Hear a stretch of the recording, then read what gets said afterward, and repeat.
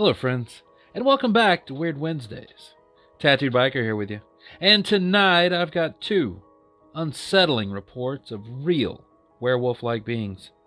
Two brave viewers were kind enough to recount their true, personal, and terrifying experience to me via email. And I feel it's my duty to share their stories with you, faithful listeners. So that being said, grab your silver and let's ride to Germany. Number 1. Dear Tattooed, in 1988 I was assigned security supervisor for the Winnegaroth munition storage area. Although it was just on the other side of the village of Winnegaroth, we called it Moorbach. We were assigned to the Hahn Air Base and not Moorbach. Moorbach isn't even a base. It's just a town down the road on B327. As we drove through Winnegaroth, I was driving the bus. Some of the guys noticed that the candle in the shrine wasn't lit, and there was a full moon. We all knew of a local legend about a werewolf, but we just sort of laughed about it. When we first came on duty, my patrols would do a sweep of their assigned sectors. As I was in the security trailer with the security controller, radio dispatch, reading the previous shift's logs, one of my foot patrols found 3 dead deer within one of the wooded areas and radioed in. When I arrived on the scene, I noticed that their throats were damaged, and 2 had their entrails and hindquarters eaten, along with what appeared to be their internal organs. We did have wild boar in and out of the area, and these were a small barking deer species. We placed a call to the local forestmeister so he could remove the carcasses. I went back to the security control trailer to phone the base about the incident. After that, I radioed all patrols for an area briefing at control. As the patrols rolled in, we heard a low-pitched growl coming from the direction of our only alarmed structures just to the west of our location. I radioed the foot patrol assigned to that area since they were still en route. As I did, they came running out of the darkness yelling, "Did you guys hear that?" And about that time, it growled again, although this time it ended in a howl. Low, long, deep. It sounded like it was within our fence line. I called the entry control point to see if they had permitted any canine patrols in the area. They said no and also reported the same howling that we heard. One of the guys said, "What if it's the werewolf?"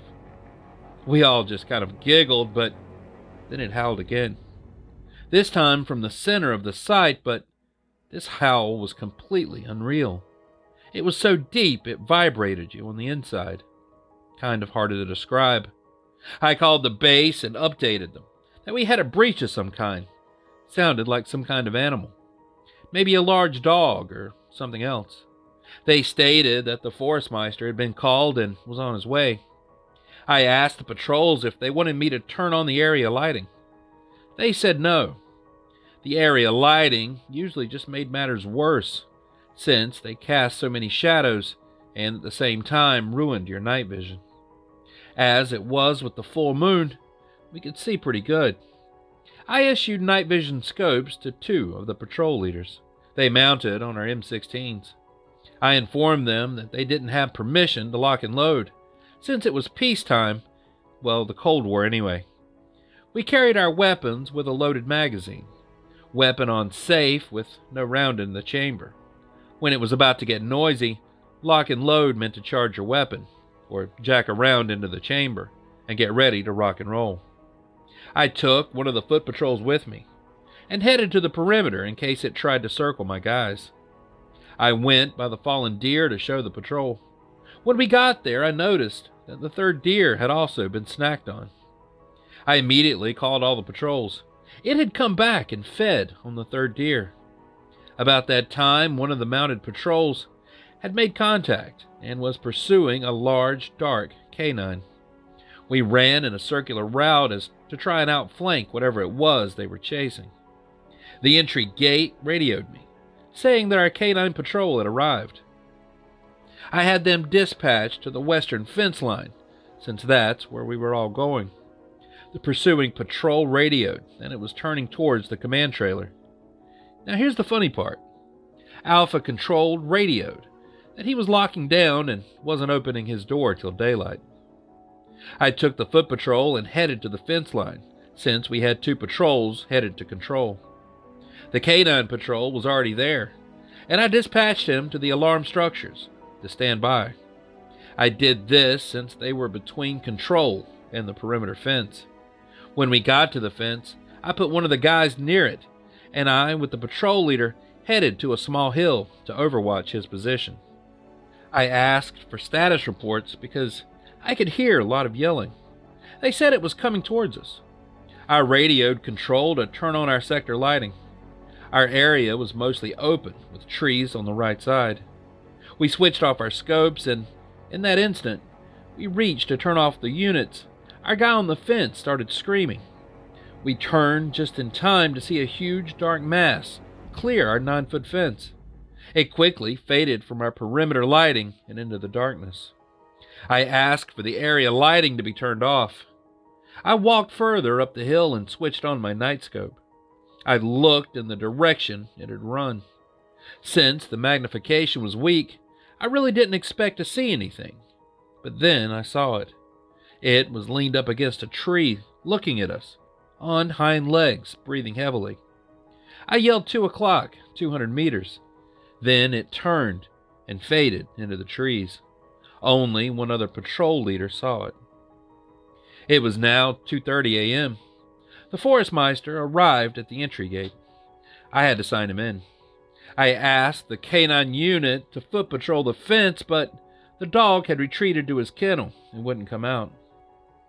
I put all units back on active patrol and told them to remain extra vigilant. As I escorted the Forestmeister to the dead deer, I explained what had happened. He listened carefully and seemed to be absorbing it all. He took pictures of the deer for records and then bagged the bodies. He said that it didn't appear to be the work of a wild boar. It had all the markings of a wolf attack. He said wolves usually didn't kill their prey. They usually died from shock and blood loss. They would knock it down and start eating the hindquarters while the animal was still alive. This one killed them, then ate them as evidenced by the neck injuries. I asked if they could jump a 9-foot fence. He laughed and said, well, this one apparently could. The guys were jazzed, to say the least. We had a group meeting around 4 a.m., and I said that I needed written reports by the shift's end at 6:30, so to take turns patrolling. Alpha 2 opened his door, even though it was still dark out. I remember sitting there, sipping some coffee, saying, are they going to believe this? He said we were all going to have to piss in a bottle. That meant a urine analysis to see if we were on drugs. We had a nervous chuckle about it. When we got back to the armory, I was pulled aside by my flight chief and shift commander. I briefed them on what had happened. My flight chief asked me to take home the statements and proofread them first, before turning them in. When I arrived, I noticed that the roster had been amended. We were all going back to Moorbach. It was very rare to have the same patrol twice, let alone the entire area.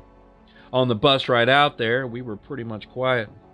I stopped the bus at the altar to make sure the candles were lit and the old guy awake. Thumbs up. The flight chief showed up around midnight, and we had a powwow.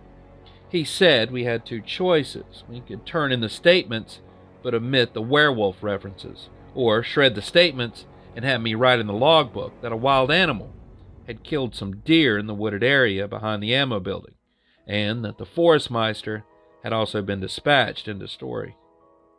As we all looked at each other, he stated that our PRP would be called into question. PRP is a program that enables us to work around nuclear resources. To lose your PRP cast a dark cloud over you. Plus, you got crap details while you were being reevaluated. Took up to 45 days, so we opted for the latter. Some of us chose not to talk about it, but obviously some did. It really happened. It wasn't just some story to scare the Jeeps. Jeeps are FNGs, rookies, etc. Was it a werewolf? Was it some kind of endangered European wolf? Was it a coincidence that the candle was out on the night of a full moon? You decide. As for me, I'll say this. The above statement is true to the best of my knowledge. Signed, Daryl. Number 2. Dear Tattooed Biker, I'm a born and raised Long Islander. So are my parents. They met out east, which is, in Islander talk, the east end of the island. To any New York City rich kids, that means the Hamptons, but for the rest of us, who are coincidentally not millionaires, it means the North Fork. Not to get too geographically confusing, but Long Island is accurately named. It's a long island that forks off about 3/4 of the way down the 90 miles that it stretches. It kind of looks like a fish with its mouth open, with the North Fork being where the eyes are and the Hamptons are the jaw. Shelter Island is somewhere in the middle, like a smaller fish about to be eaten. My mom's family had a summer house on the North Fork. My dad had a house on Shelter Island. My parents met working at a summer job, and the rest is clearly history. But super long explanation short, I grew up getting to pretend to be rich because I had not one, but 2 summer houses. I know, right? Shelter Island is my favorite place. In a lot of ways, just the island itself feels magical. The only access is by ferry, and while traveling there, you feel like you're being transported to a different world. But the picture of Shelter Island in the summer is very other than the winter. In the summer, the population rises to about 20,000 people, but in the winter, never more than 2,000. So I was around 13 or 14. I had invited my best friend to come out with my family that weekend. I was so excited, as it was one of the first times that she was able to. I remember our bathroom was being renovated, and so the only other bathroom we could use was in the dank, dark basement, and the only connection to the house was by going outside and down the stairs, and then down another set of stairs to the basement. It had to have been around 10 o'clock, and we went together to the bathroom to brush our teeth. The moon was full, so bright it provided some lights on an island where the street lamps were far and few in between. If it wasn't for the light of the moon, we probably would have passed the creature altogether without realizing it, because out there you can hardly see 2 feet in front of you when it's that dark. As we were coming back up the stairs, laughing about something trivial, that's when we saw it. It was about 10 feet away, with its back to us, lurking near the shed. We both froze and did that thing where you take a quick breath and hold it, involuntarily. That made the creature notice us. Its head suddenly whipped around, and its eyes were glowing, almost a blood red. It didn't look angry, but rather like a feral dog not knowing how to react to these 2 teen girls observing it.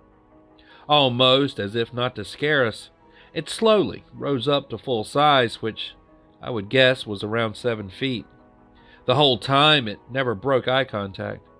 I could feel the pits of blood where its eyes were. It was covered in long, shaggy black hair and had thick, human-like legs. After standing there, frozen in horror for at least a full minute, all the while in this staring contest, we both regained control of our feet and ran up the stairs screaming for my parents. We saw a werewolf. We saw a werewolf. My dad ran out first and we followed. My dad quickly dismissed it and then went back inside a little disgruntled. I could have sworn I saw a bush where it was move. Over the years, I've had many theories, one of which is that the native people who lived on the island before the white man are responsible, as shape-shifting legends are prevalent in indigenous people's culture.